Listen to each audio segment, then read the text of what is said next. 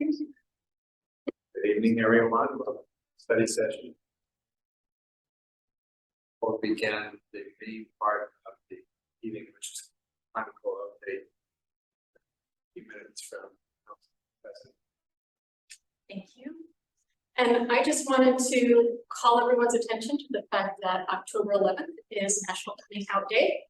And I usually make just a really brief speech right around the day of this year. It happens to be on the day that we're actually meeting. So I want to give a shout out to everyone for whom it is a hard thing to come out and to say you're not alone.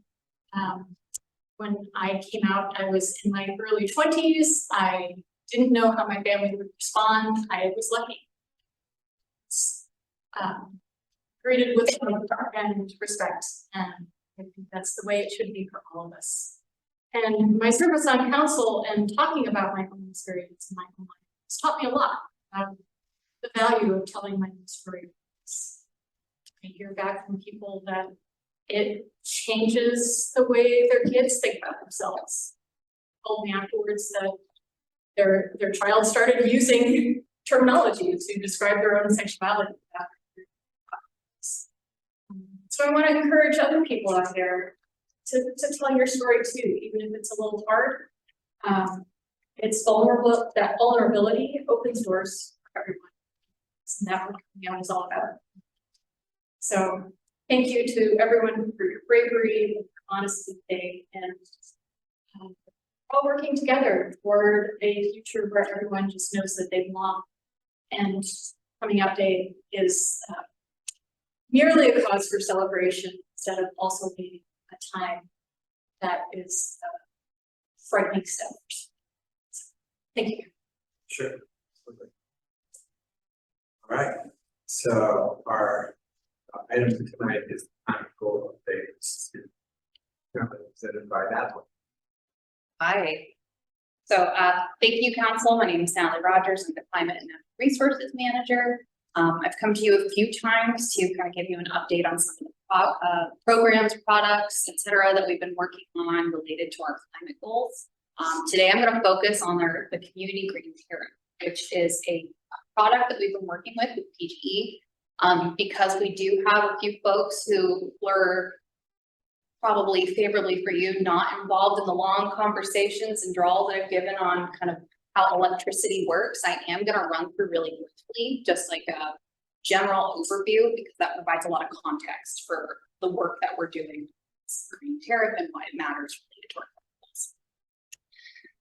And I'm going to breeze through a lot of this kind of like background overview, so please flag me if you need any explanation or details.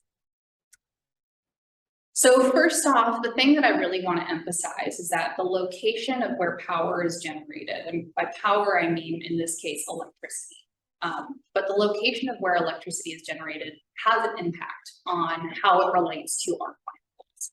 So you can see up here on this kind of multicolored picture of the US, those are different large territories, and those are essentially controlled power grids on a larger scale than even the investor-owned utility. And what it is it's a balance. You know, we have these regulations, we have these requirements that essentially people plan ahead, utilities plan ahead for how they're supporting the communities within their territories for power. But there's also an element of markets and you know, resource products that they can sell. And so there's additional regulations for stuff like that. And so these different large territories do talk between each other, but there's only limited transmission lines that actually go between each of them.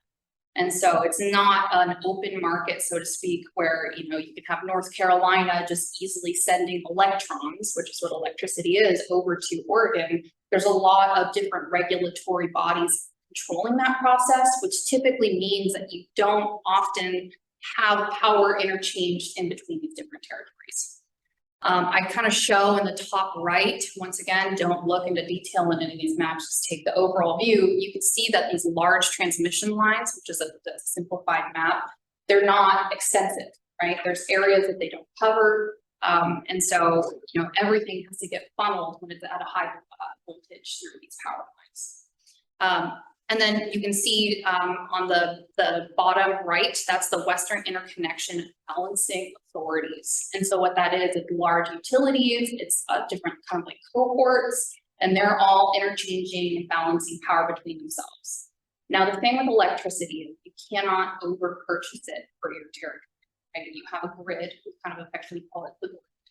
And those are the lines and the transmission lines and the infrastructure that's supporting electricity going between our homes and communities. But when you have an excess, that's when you end up with big problems because power needs to go somewhere, electricity needs to go somewhere. So they're constantly real-time balancing. How much are they purchasing? How much are they selling? How much are they sizing for their usage? That's why a lot of utilities kind of are heavily regulated, is because it's related to safety, it's related to resiliency, consistency, and they have a big job on their shoulders. So each utility though, you can see here on the kind of the rainbow map on the left, these larger kind of regulated market sections is what I'm going to call them. There's little charts with each one. And those charts pretty much show, there's blue bars on the left of the chart and gray bars on the right of the chart. Once again, don't look too much into it, but you can see that the blue bars and the gray bars aren't equal in most situations. And that's because some areas, for example, maybe the really sunny southern states, the blue bars show how much renewable electricity they make. And then the gray bars show demand. And so some places are better suited to produce renewable electricity in mass, in this large utility scale, lots of sun, lots of wind. And that's why you see things like big Texas wind farms. But they have an excess of this renewable electricity that then they want to figure out, how do I sell this, right? How do I sell this, particularly when we're just talking about how we have to keep all these balancing power grids from overloading electricity? Well, there's a system for selling it, and it's called Renewable Energy Certificate. And that's kind of the market for renewable electricity. They, hey, we're going to split apart the electrons and the kudos, the like thumbs up, you did you made renewable electricity. We're going to split those apart and sell the kudos away from the electrons. I'm going to show you what that looks like as an unbundled direct power product. So we have New Mexico wind power on the left. We produce a whole bunch of wind power, it's generating, but what it's doing is it's making a whole bunch of electrons, right? And that's what our electricity is. So what we have is this renewable energy certificate, which can get pulled away, and that's your kudos, right? So you can sell this to anyone, but usually there is a third party who's certifying it. That's you might hear that related a green product. That's actually just like a certification, a third party validator. And so when you have the kudos pulled away from those electrons, technically you can't count it as renewable. Otherwise you'd be double dipping, right? So the way this works is New Mexico makes wind power. They separate the electrons, they separate the kudos, those renewable energy certificates, or RECs as they're called. And then so a community in New Mexico might get those electrons, but they don't get the kudos for it coming from a renewable energy source. Instead, maybe New Mexico sells that REC over to PGE, who is producing power using methane and large hydro. And now, if they buy enough of those RECs to cover all the power they make, they can account that as renewable energy. And that's because it's technically carbon neutral, right? So we essentially bought as many certificates as we're using electrons from maybe a dirty source. And so now we get to say we're renewable. So this is common. It can be really valuable for creating essentially a value for people to produce and mass renewable electricity, right? So if you have a really big wind farm, this is how you help fund it. You kind of separate out those RECs. The problem is when we kind of think about it in relation to our goals, right? So do we want to essentially use a maybe fossil fuel energy source and then buy certificates and then say, hey, we're all good, 100% thumbs up? Or is that not necessarily including all the other co-benefits that we want from a renewable power source, which could be things like environmentally friendly, environmental justice for marginalized communities who happen to live next to these fossil fuel plants, you know, local resiliency, et cetera. So that's kind of why when we're looking at these different products, we kind of have to be really mindful. Unbundled rec products can get way more complicated, and this is very much a simplification of recs and unbundled bundled. But it really helps us when we're looking at what products are available, right? So when I buy renewable energy through PGE, through their Green Source or Green Future Choice, it's an unbundled rec product, right? So they're buying essentially certificates, and there's like, you know, expirations of them. It's not like you can hold on to them for decades, but you definitely can hold on to them for a few years. It doesn't necessarily maybe align though with Milwaukee's climate goals, which based on past conversations, and I'll revisit them, is really around carbon-free generation. So can I, I'm just trying to understand this a little better. So, when PGE, I mean, let's think of Oregon as one buyer. I know that's not true, but let's think that way.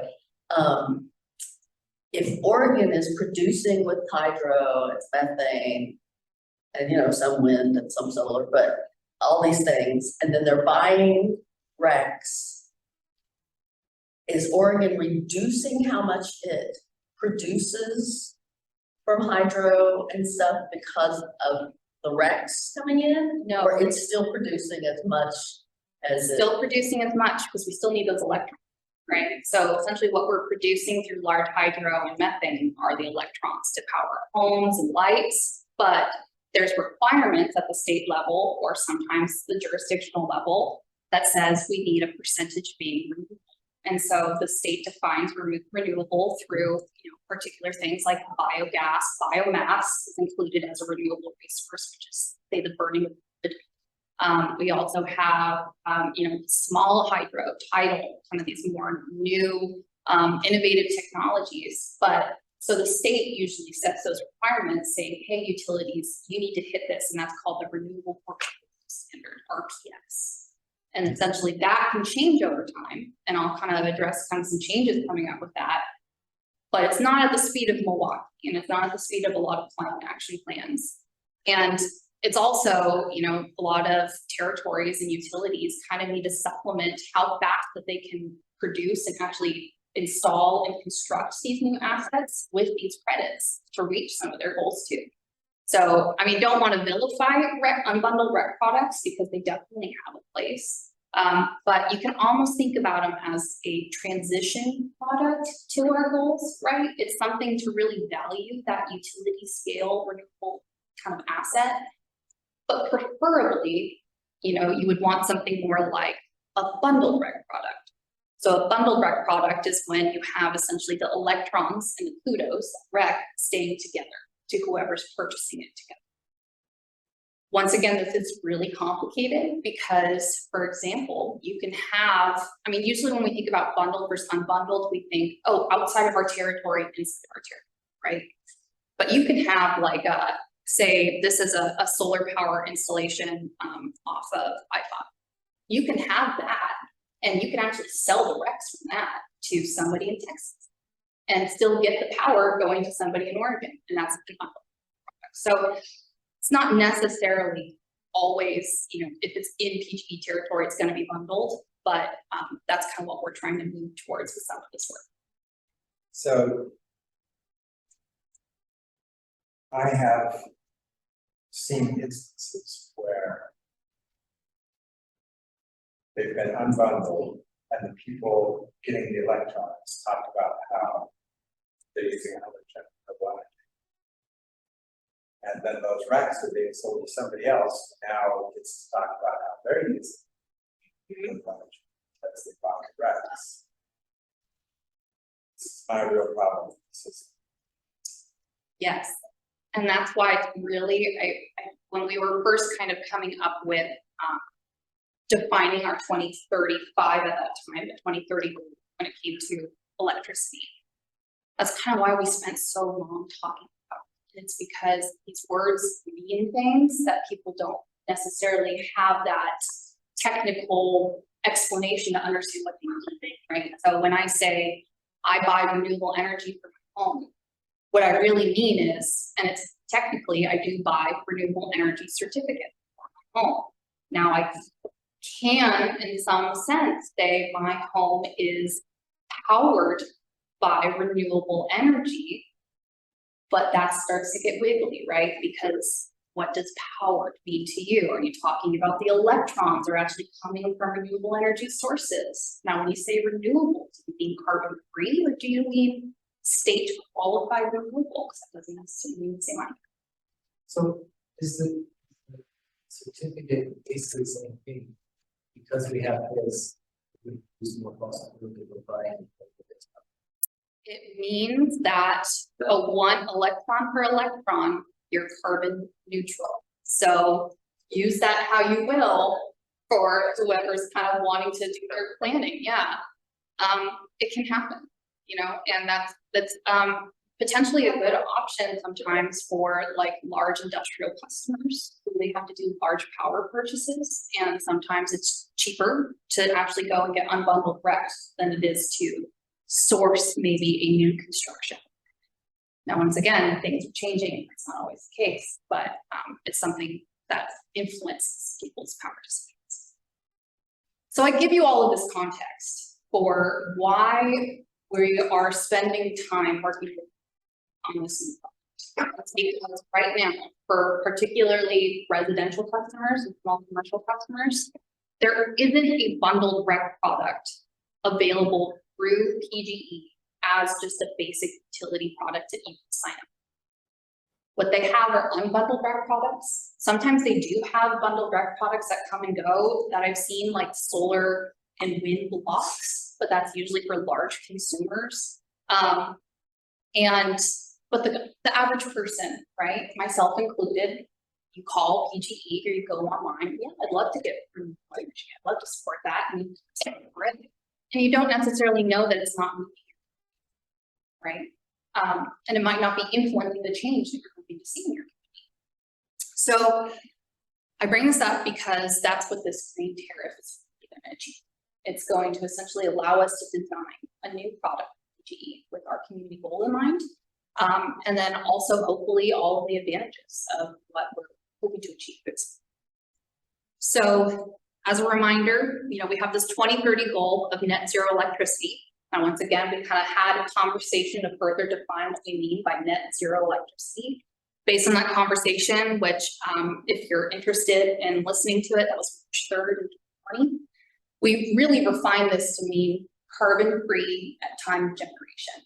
So we, for example, are interested in things like solar and wind, things where it doesn't actually make emissions when you're making power, unlike some stuff like biomass, biogas. Also, we're interested in things that aren't technically renewable, like large hydro at this time. That's carbon-free at generation. It's not considered a renewable energy just because legacy hydro is not defined as renewable at the state level. That's because also there's a lot of environmental, I will mention, there's a lot of other environmental, cultural issues with large hydro that are unsolved through this. So we've heard on the news lately about some big offshore wind farms coming. Is there anything in Oregon law or anything about those that makes them keep the power for Oregon and not sell those RECs to other states or anything? No. I'm not aware of anything that prohibits kind of the sale of RECs, particularly if it's a private investment. You know, I think sometimes when it's a utility who is investing in constructing, which oftentimes they actually work through a third party kind of construction company, like for example, for Green Future Impact, which is what Milwaukie buys to be 100% bundled electricity product for operations. That's actually a installation from Avangrid, which is a solar installer and developer. And so PGE kind of contracts with them to get the electrons and the RECs, and that's how we kind of make this bundled product. Utilities, ownership over asset and stuff like that, it can be complicated, and I'm not going to pretend to know the details of it. But I think when it comes to things like offshore wind, especially things that might be more experimental sometimes. I think it's oftentimes more of those independent installers and developers who are testing it out. There's definitely things that can support at the state level through legislation, the development of a kind of new renewable technology, offshore wind, solar, and it's a lot around siting. You know, I know we were involved in the solar on high values farmland conversation before. It's legislation like that really can influence whether or not it just economically makes sense to install and then bundle the product for local utilities, or to really afford to construct it, they need to sell those RECs independently for a while. But yeah, it's kind of there is a conversation happening around siting right now, particularly in the environmental justice community. And a big part of it is kind of how are we going to be involved in that, and who should be involved in those conversations, and is there an ability to have any sort of influence over kind of what is generated from it. So I'll be sure to bring that. That's just a very new conversation. It'd be great. So, you know, we did a carbon calculator and we essentially figured out what was the gap to close of our power needs for carbon-free electricity to achieve our 2030. At this point indicated that there was a pretty big gap. You know, we had a lot that we needed to address when it came to power.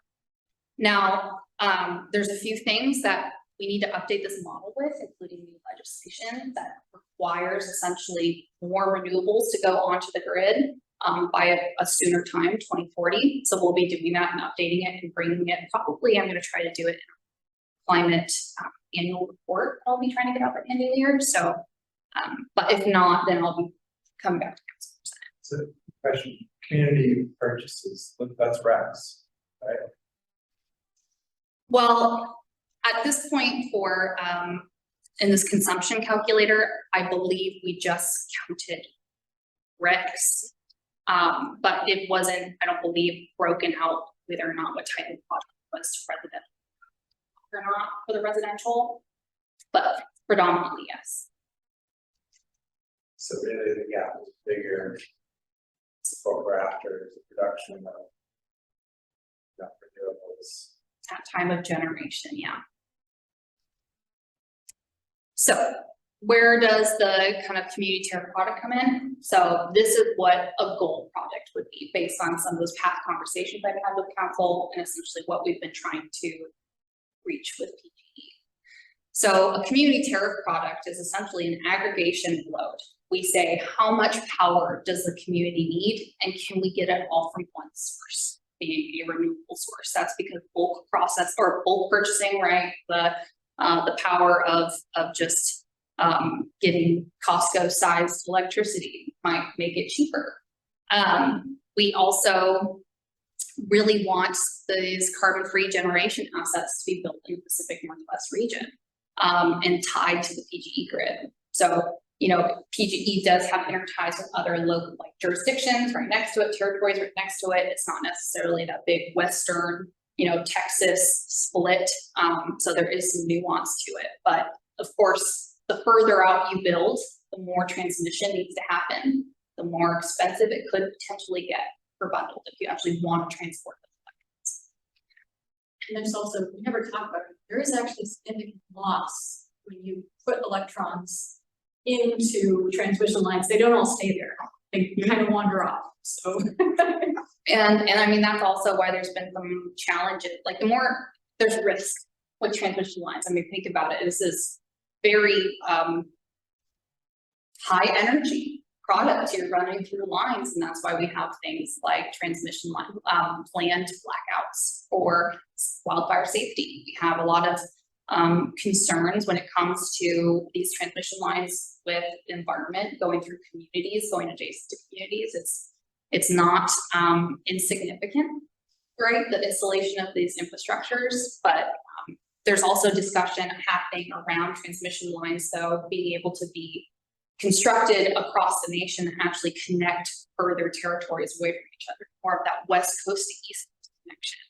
And that's because, each area might have a certain benefit when it comes to their biome for certain renewable production. So tidal energy for Oregon might be one, solar in Texas and wind, we essentially, the more we do move to renewables, the more we do need to have these interties because they are, responsive to things like daylight and wind, and the more resilience we can build in by trading.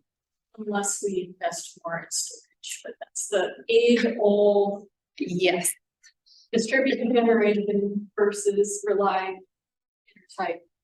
Yes, yeah, and storage is more and more being viewed of as, and actually documented as like a renewable resource. And that's because, it's like a battery, right? And so we want to, just as we did with other innovative technologies for renewables, being able to have a certain designation makes it more valuable, which makes it more of a product to sell, which also increases the demand and supply. So that's a fun one to go into, and so I won't pretend to even know enough about it to be able to go toe to toe. So the thing with this product though, is there's some key things around it that are just more like product design features. So one thing is right now there's voluntary opt-in products for PGE. That's you have to call, pick up your phone, call, say, hey, I want to sign up for GreenSource.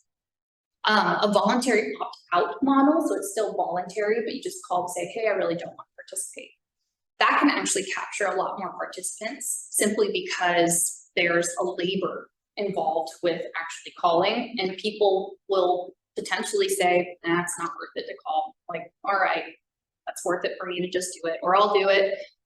Maybe, we'll see. And instead of having that same attitude around calling and signing up for something, it's kind of flipping that model and saying, is it valuable to you to unsign? And it might be, but then it kind of has just a different way of enacting that change.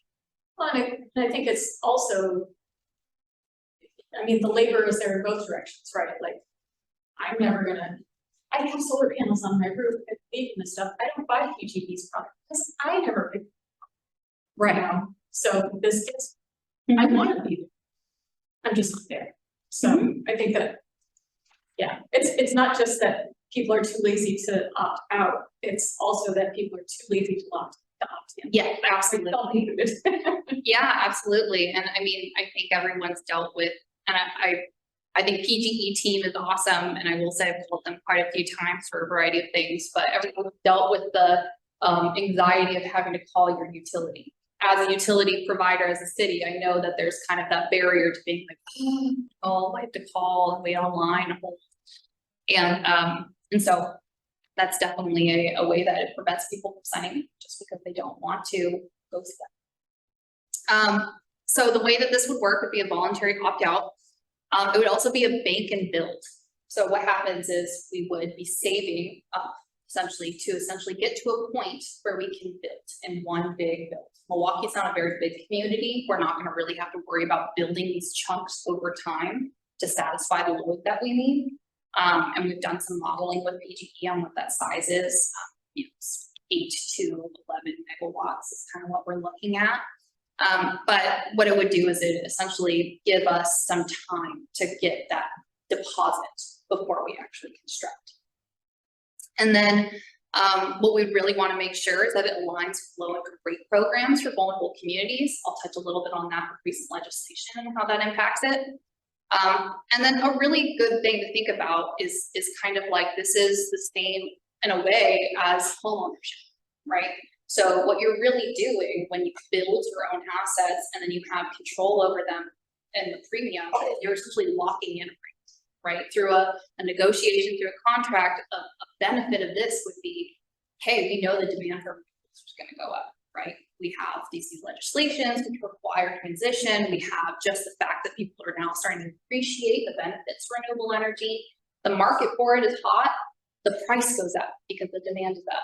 So when we build sooner, we lock in that rate before everyone is starting to transition and everyone wants to start importing in solar panels or any sort of batteries or turbines. So it's kind of an investment opportunity.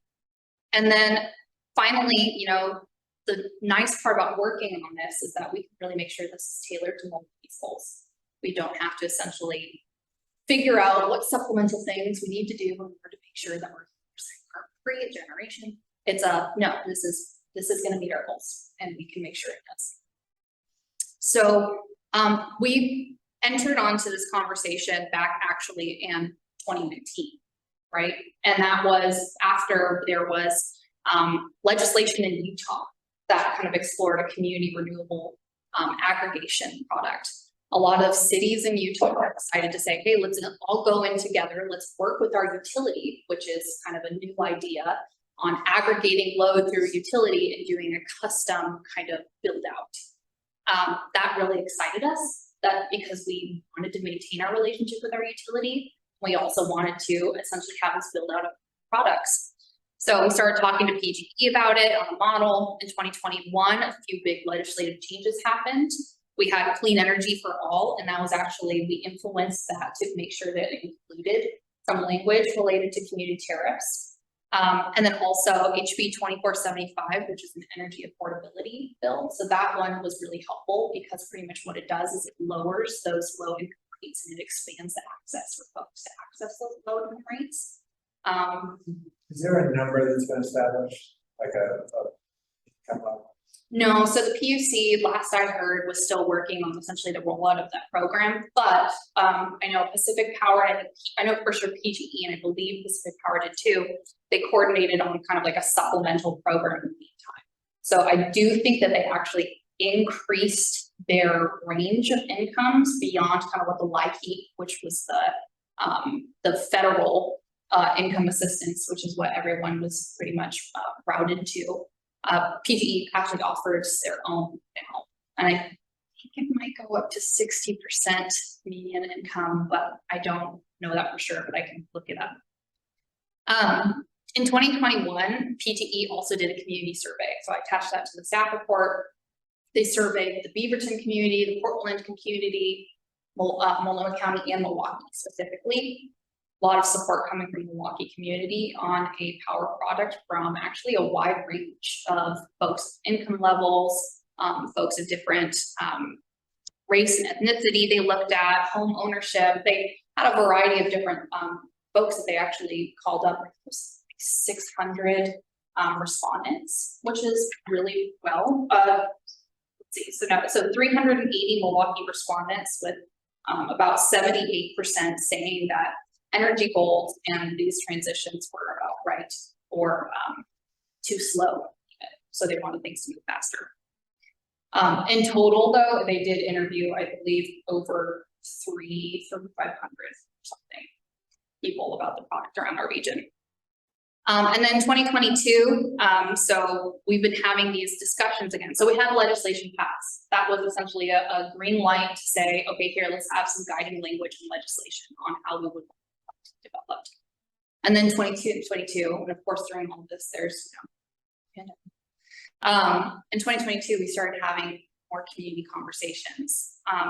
When we were talking in 2020 to PG&E, we were getting into the nitty-gritty on some of this stuff. And I know that I brought to council some much more detailed conversations that we've been having. We brought even potential rate figures. And that was, we were working with a product development team at PG&E. They were fantastic. And then pretty much we heard that legislation would help essentially streamline a tariff process with PUC. So PUC is the Public Utility Commission. Anytime a new product or design, anything that the utility wants to implement that's kind of new, they need to go and get permission from the Public Utility Commission, which is state-led. And the Public Utility Commission can take a while to review these products and determine whether or not they approve it, or they need modifications, or they deny it. And so PG&E said, hey, legislation would really help in these conversations with the PUC. Make it streamlined, make it so there's not as much needing to get figured out. So that's why we went the legislative process. Originally, we were trying to decide, do we need legislation, do we not? So we just went with that. And so now in 2022, we've had some conversations, but PG&E's really brought in a whole bunch of local communities that have climate action plans. And in a way, it kind of seems like we're going over the same questions we were talking about in 2020. And part of that, I think, is bringing everyone up to speed. I think part of it is a very much a more slower, tactful approach from PGE's standpoint, consensus building potentially among tariff participants. It can be kind of frustrating though, for particularly, cities like Milwaukie, who we were starting to get so close. And then now we're kind of re-going through some of the details that we still haven't yet gotten answers for. Such streamlined meant fast. Well, and it's to be said, who knows what that tariff review process would have been without the legislation. Like, we haven't gotten to that stage yet, so I can't say whether or not it has or has not made a difference until we kind of see a different, state maybe try something without legislation. Is there any way for us to just say, hey, Beaverton and Milwaukie are on the same page? Can we just go make our thing? That is a tact we have been taking, actually. And so Milwaukie and Beaverton have been working very closely, and PGE staff have been great at the staff level. PGE has been great with. I think, and I'll cover some of these milestones, but I think that they've been really playing red light, green light with their own leadership too, on kind of saying, okay, go ahead. Oh wait, no, slow down. Okay, wait, we need to put some more.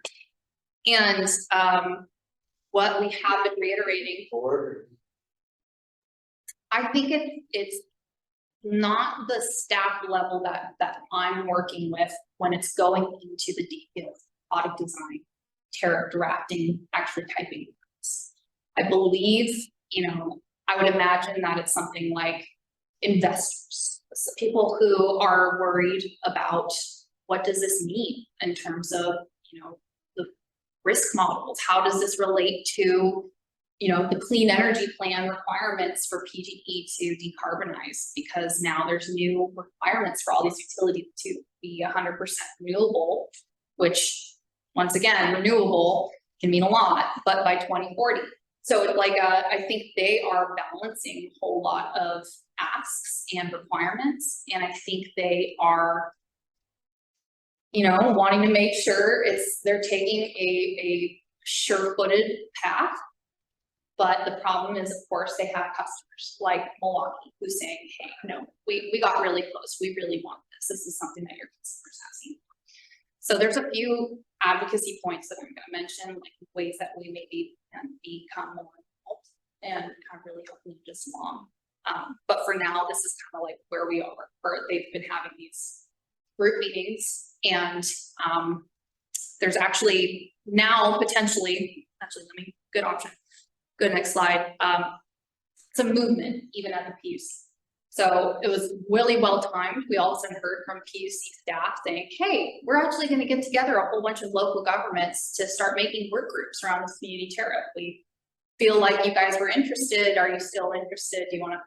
I had a meeting with that 4 PUC staff this morning, and it was like a tidal wave of, here's what we've done already. Here's what we want to do. Here are our concerns. Here are these big pictures. So I think they got an earful from me to start with. Hopefully they're finding it helpful with some of the background information. But so I'm hoping that this would essentially really nudge things along. And a big part of it too is actually getting clarity on PUC. What do you need? What do you want from local communities? So that way, when it actually does hit your desk, we can make sure this goes streamlined, actually streamlined. And it's not something that's, slowed down.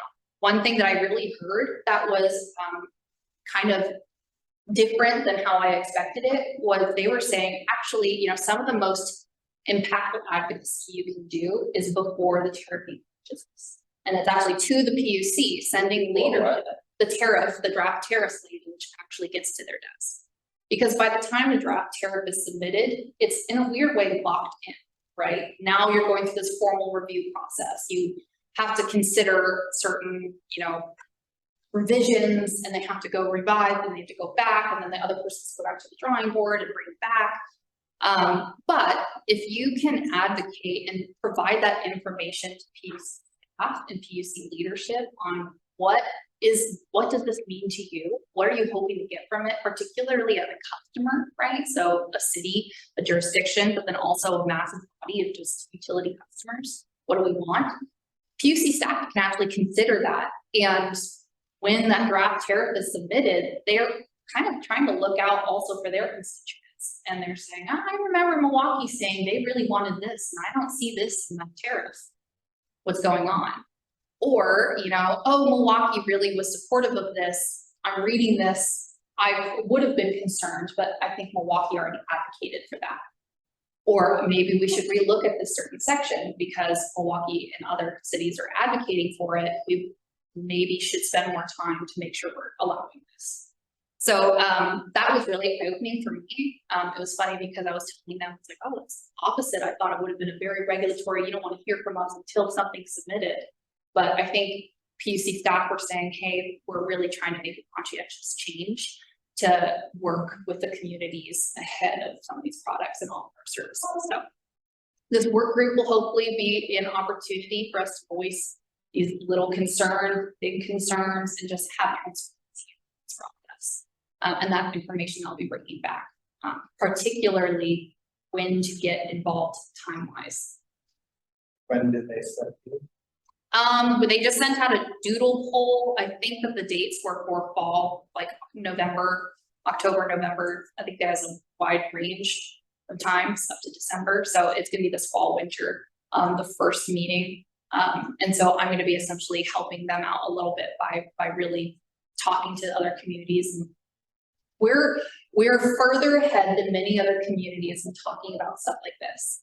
And so I'm going to be helping other communities really have conversations with their leadership to make sure that there's clarity and understanding, and then they can bring things like, what does their community mean by renewable back to this conversation, because that will really help when we're coming up with what do we want from this. I think that what do we really mean by a low income product is going to be important for us here to do. I know PUC thinks it's a totally separate conversation, but one of the important things you voice in that work is going to be, these are interlocked for us. We are not interested in leaving behind our low income customers. Right. Yes, and that, that's a big kind of question. Let me just go to my next one and then I'll just mention it. So PGE, so the next step, the next milestone would actually be PGEs are actively drafting tariff language. They said that they wanted to get this submitted before January 1, 2023. Now, the city will have to review this language and provide comment. Now, a big thing here, though, is we still have a lot of key questions that we haven't answered from PGE. So this is kind of a chicken and the egg almost situation where we don't know if they're gonna throw some spaghetti on the wall and see what sticks and bring us a tariff and then we're gonna review it, or if they actually want to, in conversation, come up with these answers and then incorporate it into a draft tariff to bring back. Big ones I mentioned in our staff report are things like, what's the expected rate and what's consisting, like what's that consisting of, including things like this, right? So green future impact, which is the bulk purchase, power purchase that we do for city operations. They threw out a rate to start with closer to 0.2 cents, which I want to remind folks that the voluntary opt-in renewable for residents is 0.8 cents. So they're showing already that they could significantly decrease that cost potentially through bills. Now, of course, inflation, current events could be changing some of those prices, but that does show that there's a range, right? And so what are those rate expectations and what does that consist of? Sometimes we've been hearing 0.5 cents, which is already cheaper, right, than the current one, but why 0.5? Build timing, so thinking about essentially the transition of the grid already mandated by 2040. How does that affect when we're saving up and when we're building, right? Are we gonna be able to get it built by 2030 if we start investing now and saving? Well, we're Seattle, if we start investing in 3 years when they finally get their act all. Right, yeah, so if it's 2027, by the time we actually start saving and they say we need to save for 5 years, well, how does that affect Milwaukee's interest in participating? Sunsetting of assets, by that I mean if we're investing in things sooner, right? What happens when those assets are either needed to be folded back into the grid, right? Maybe PGE says, oh, actually, we can use these to reach 100% by 2040. We'll take them off your hands, but what does the Milwaukie community do, right? How do we negotiate that? Credits, maybe that's we have a credit payment back on Milwaukee's bills. Backup plans, and by backup plans, I mean, what happens if we invest for a certain amount of time, we end up not being able to build, what does that money go to, right? Making sure we have something that can be invested in. And then existing renewable customers too, right? People who are already signed up for the voluntary renewable product, how do that incorporate it? Now, when it comes to the low income rate question, you know, we want to see how the PUC's new program interweaves in with PGE's rate setting. Our expectation has always been that whatever premium this comes with wouldn't fall on any low income ratepayer. That would just kind of be part of that calculation of cost to be consumed in that program. Are there ranges outside of the PUC program that we want to include? You know, people who don't yet qualify or don't qualify or just barely don't qualify. Those are all things that we have to figure out, but first we kind of need to see answers.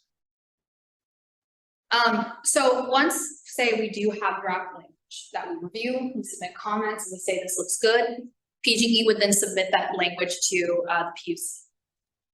The PUC would receive that draft tariff language, and that would really start the clock for their review. This is an opportunity for the city to essentially submit a letter of support saying, yep, it's similar to how we other kind of have grant programs funded, right? The city supports this work. They mention us. We actually have been partaking in these conversations. Now, a letter of support of a concept is not the same as a participation. So we can support the conceptual design of this product. We're not necessarily saying we're signing up on day one, right? Because there's still work to be done. The PUC would then review the tariff language. At the same time, potentially, or after, this is another kind of one of those times where we could choose, the PGE and the city would negotiate a participation agreement. And that's really where we're designing a key product for Milwaukie specifically, right? Because the tariff is allowing communities to design their product. This one would be the participation agreement is what's our rate? What's our product?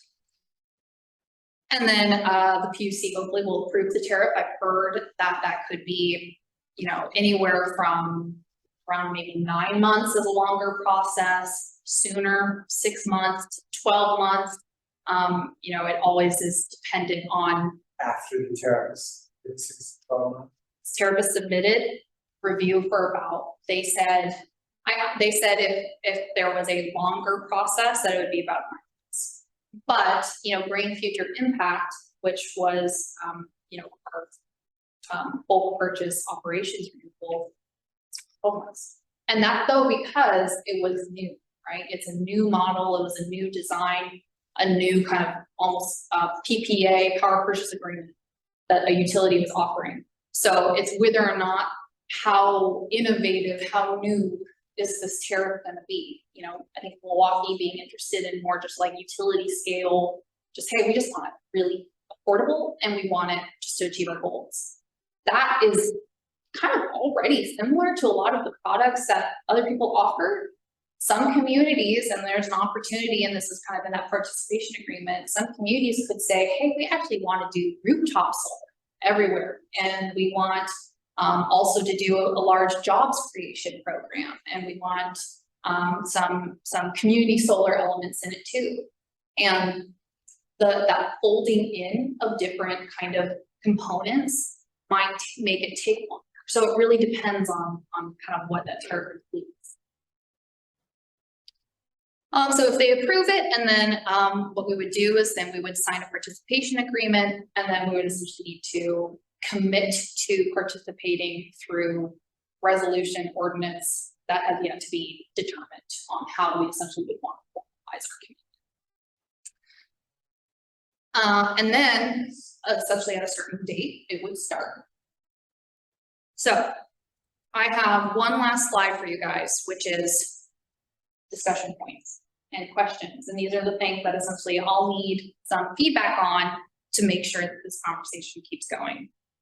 The first is I just wanted to confirm that council still agrees that a utility scale generation in the Pacific Northwest region that focuses on affordability, so a more simpler product, but that's probably more affordable, is a key product goal, rather than maybe something that's more tailored and crafted to community local generation.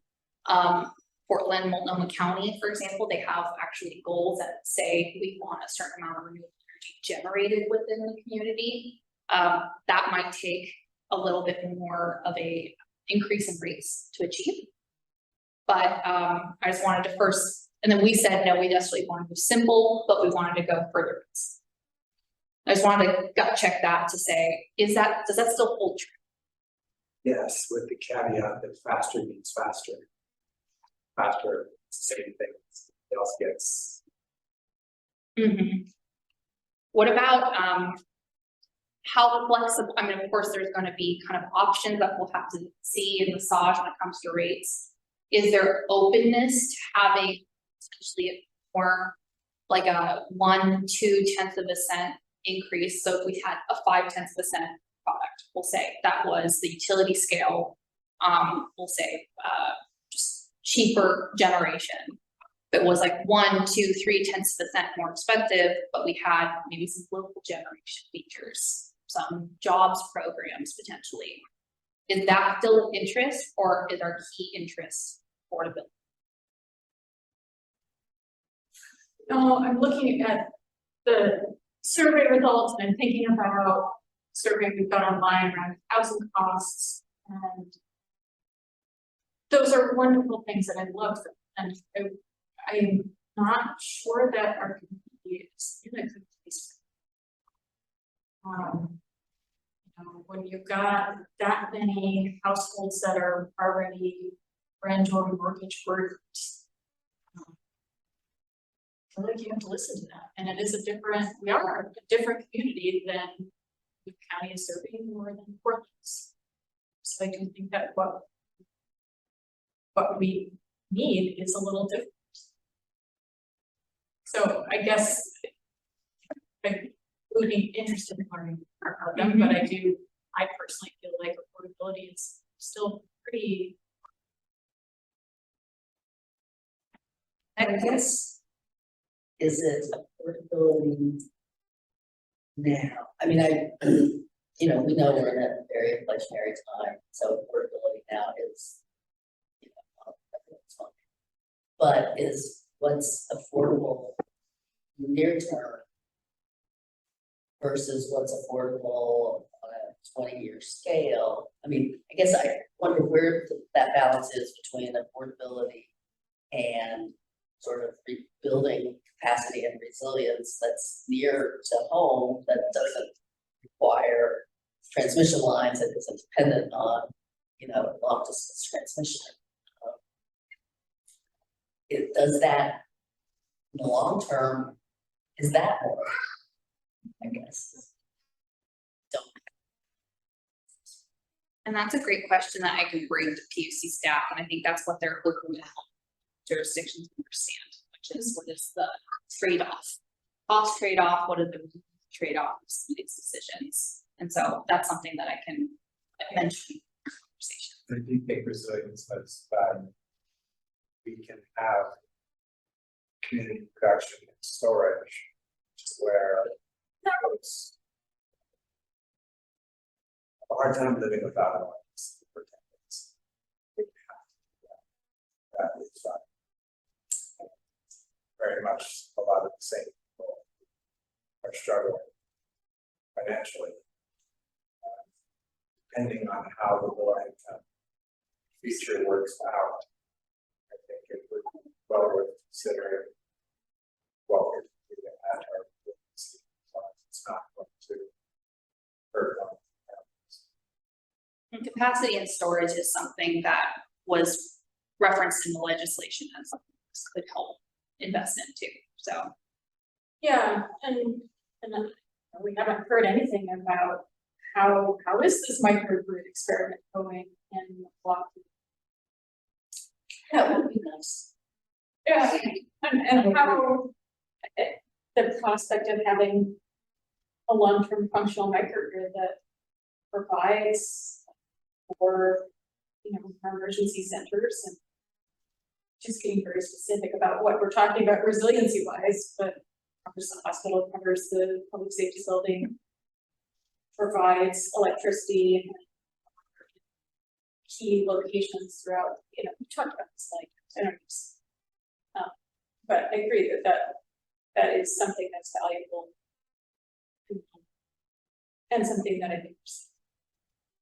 I have had conversations, so PGE staff mentioned they do have a grant program, I think it's new, or it might have just been started this year on resiliency improvement, similar to how they upgraded the Beaverton Public Safety Building for solar and generation and backup generation microgrid.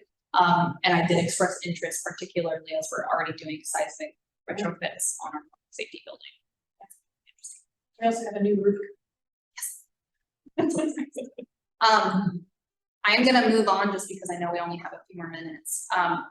Engagement, community engagement. So this has been a big key question. We haven't set a timeline yet because we don't necessarily even know what this timeline is for going and having conversations with the PUC.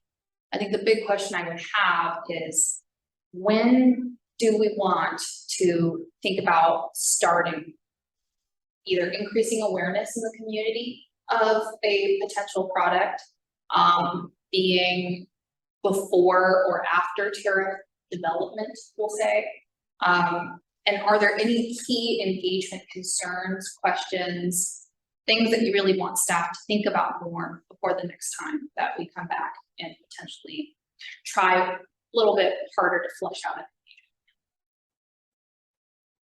I know for one thing, like low income, that's something that we really focus on, making sure folks know that either whatever product we develop won't have an increase on those customers, but also clarity around how those loan rates work in the first place. But is there any other kind of component, either be it timing, waiting, starting sooner, that you just have an original first feeling behind? Short of teasing, which I suppose is valuable. Products that launch a lot of the questions people are going to ask, we can't answer. So if we're doing outreach for tariff that's written, it's just going to have to be around sort of building silently.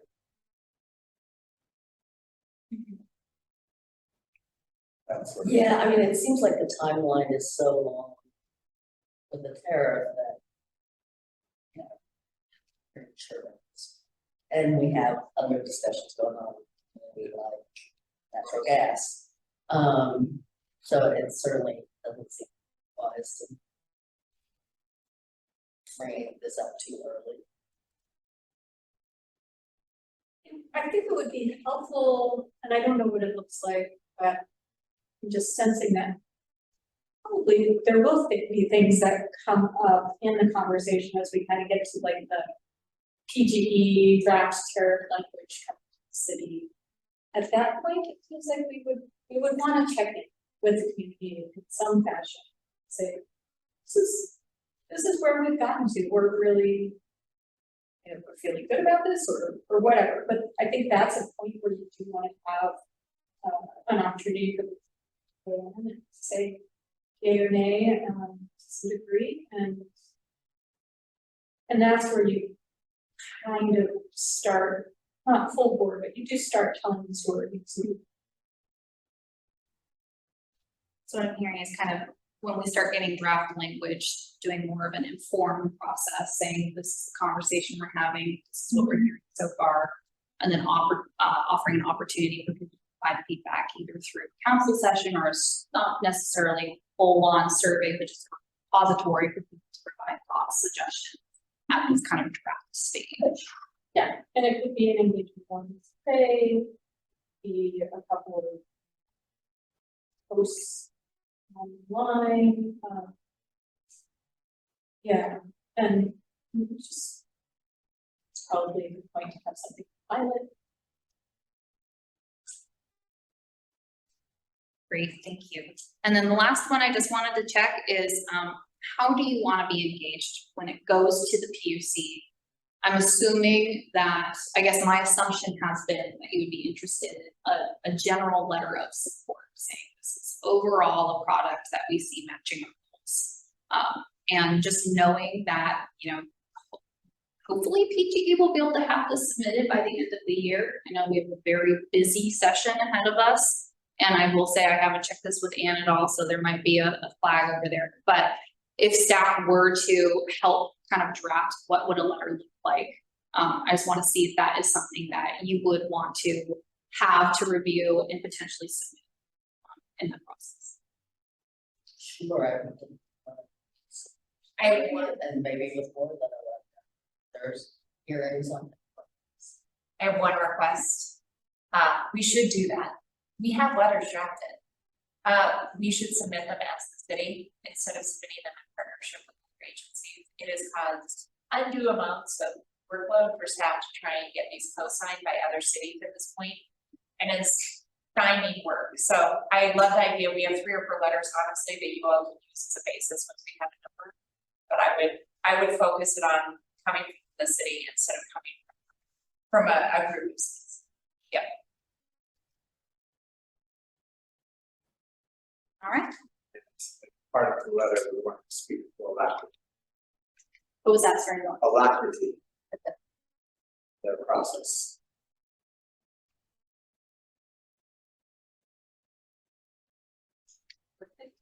And with that, that's it. A little after 6:15, try my best. Well, that's just an hour, you know, 2. And just some interesting things for just noticed exactly what we do with it.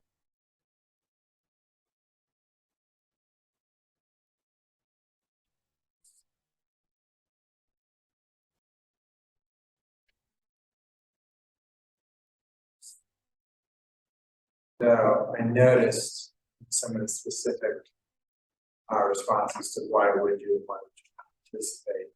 What really fascinated me was looking at the net, their average number. So seeing some pretty significant disparities there. And wondering if there isn't our resolution last week, we talked about efficiency, the process that Energy Trust has. Yeah, like this one was household income of 20,000 to 50,000.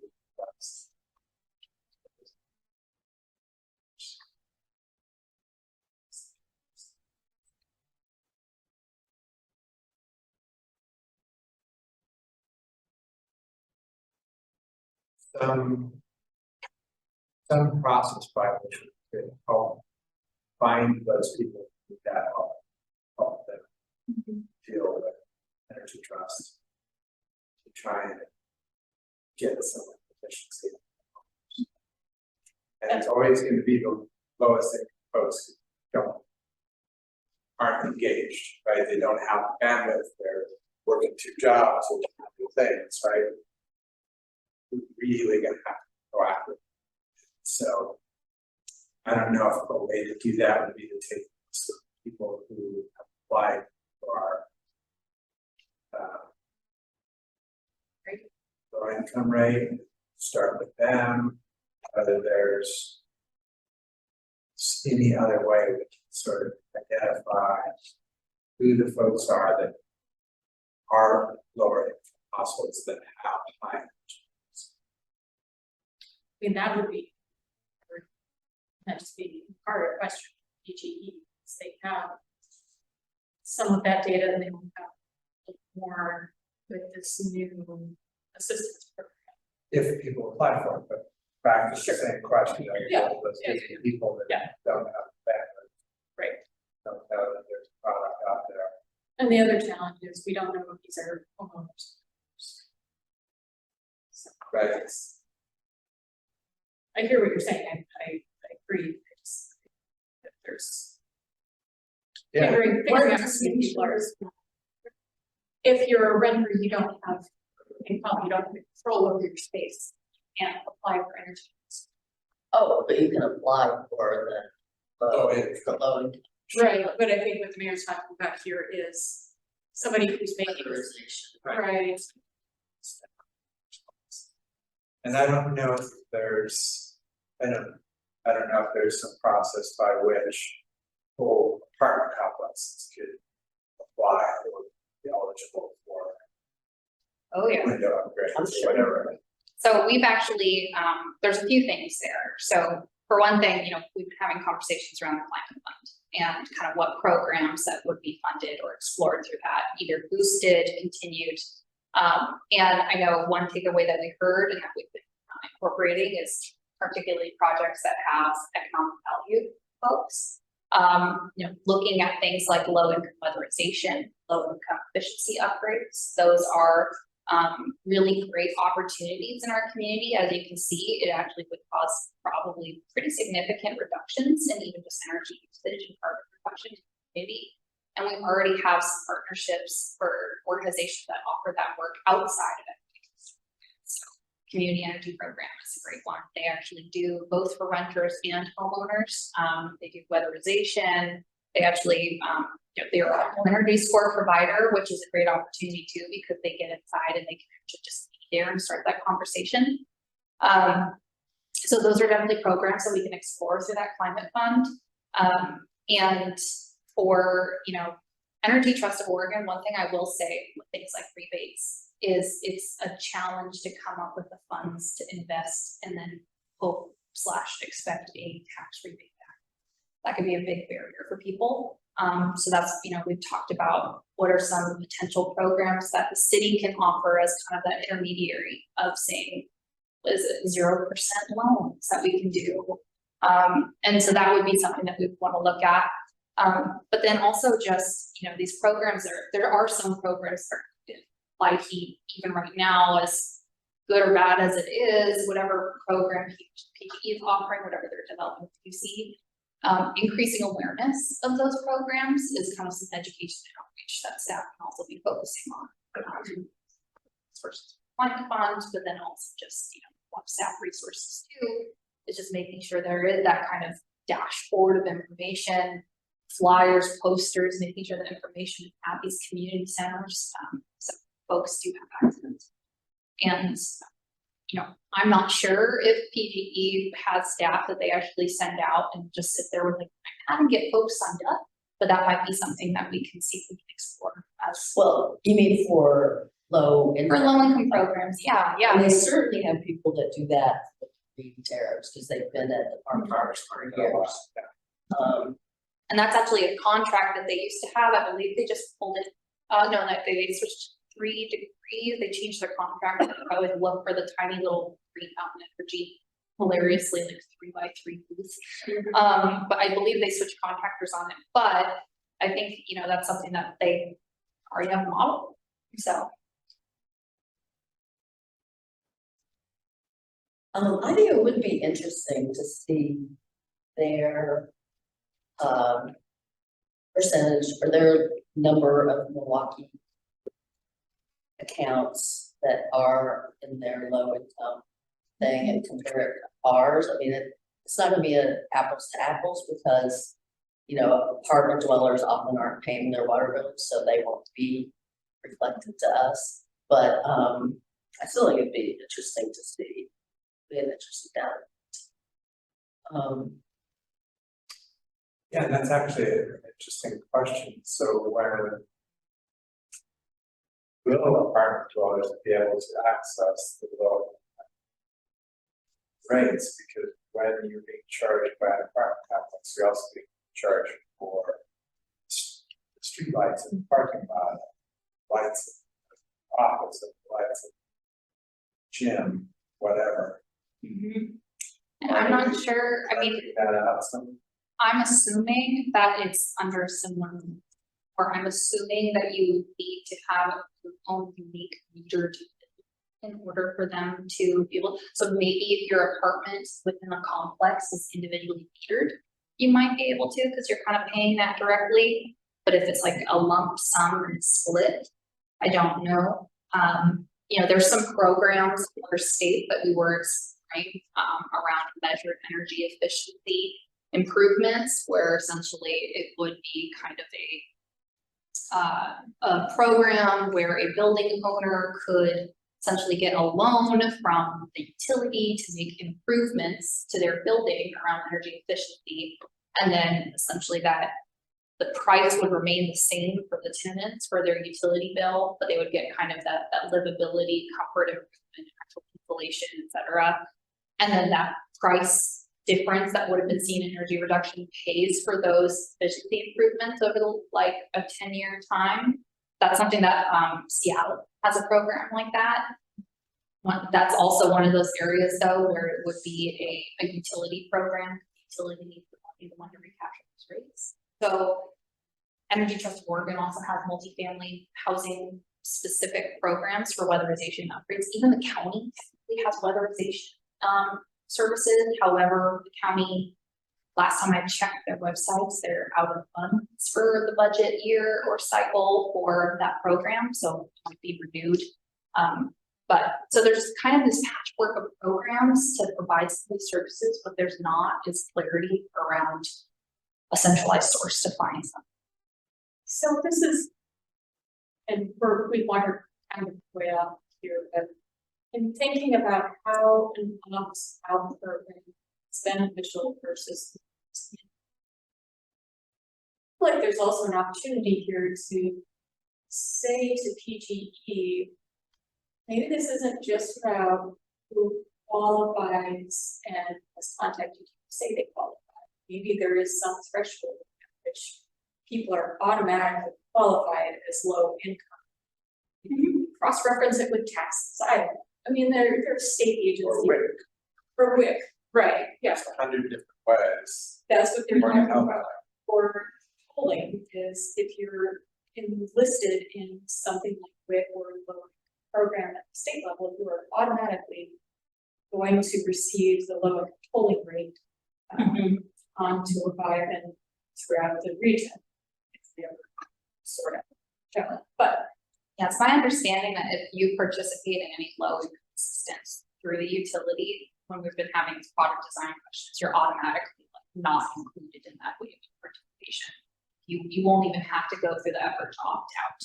Is kind of the way that. right, but I'm saying if you're not in the utilities program Right. to begin with.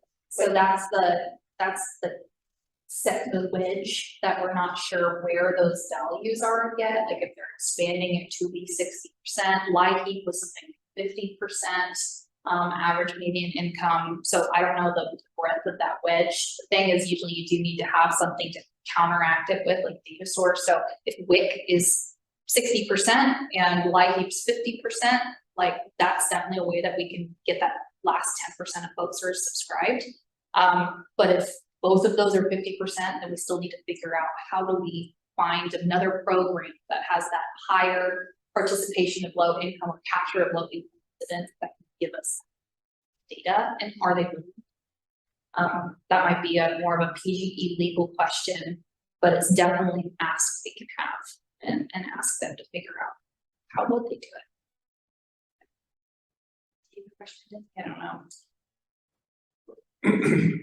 When you talk about, renters getting their homes weatherized and all that stuff, how do you keep the landlord from raising the rent and not using that as a way to get a higher threshold of money in? Like, this house is super energy efficient now, and that, you did all this, you guys were here for it, I'm raising the rent by $500. Too bad, so sad. Not getting somebody in here to pay $2,000. Is there a way to make sure that folks, when this happens, aren't losing their homes?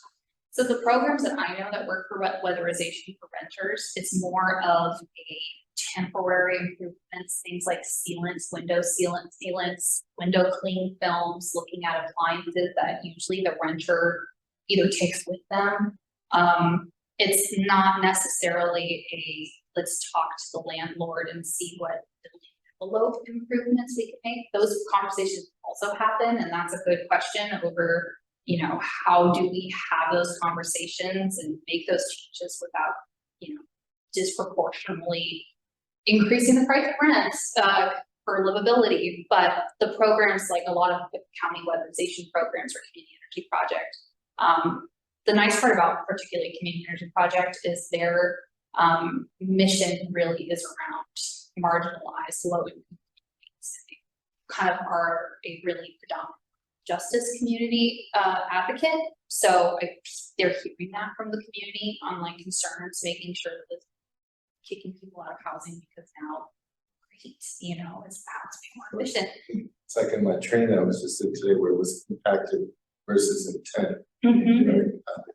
How it impacts, the intent is great, but if it impacts a bunch of families Right. negatively, how great is it? Yeah, and I think that's part of that whole, you need to understand the system, who needs to make that change before you go to advocate it. So, I'm assuming that when they're talking about renter weatherization, the conversation's happening. If there's no change to the building envelope to the structure, I'm not even sure, if landlords would know that somebody's using this window cleaning and stuff. So that might be the opportunistic way to go. We won't know that until we ask, of course. But definitely that scope of programming where you have it from kind of reversible changes that are kind of can move with people and their things in their homes, to building structure changes for people who do move homes, to building structures for people who want to stay in place and live in place for the future. So that's kind of a suite of options that we can definitely explore to make sure that we're servicing each audience. I'm not sure, I think we're gonna have to ask in order to know how do we not impact you.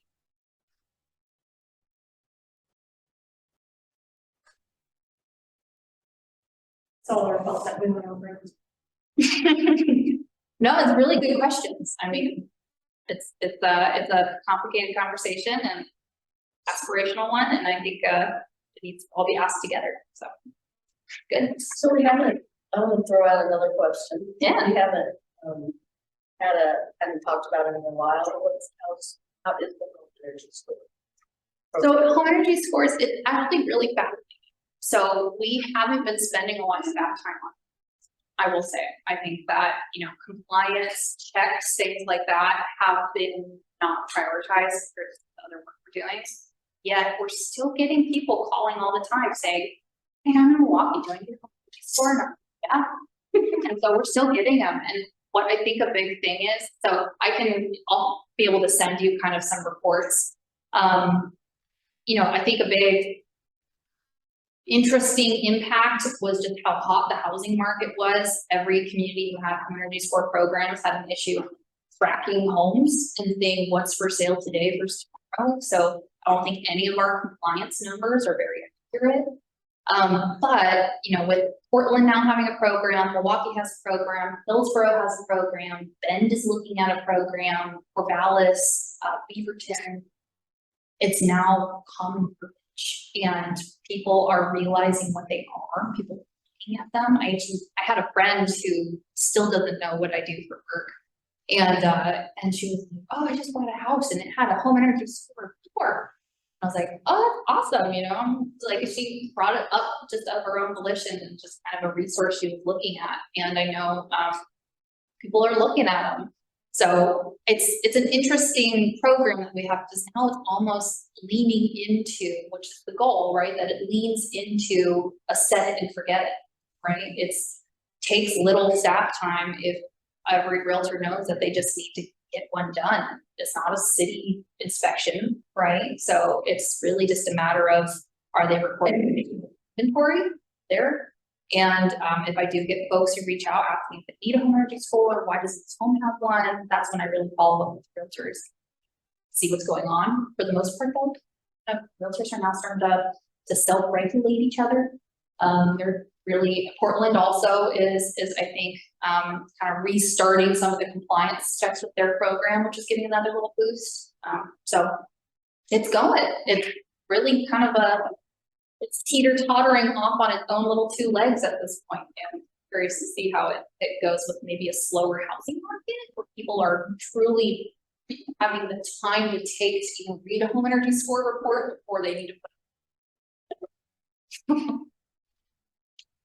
Yeah, of course. Anything else? Of Good job, great work. course. So with that, we're adjourned.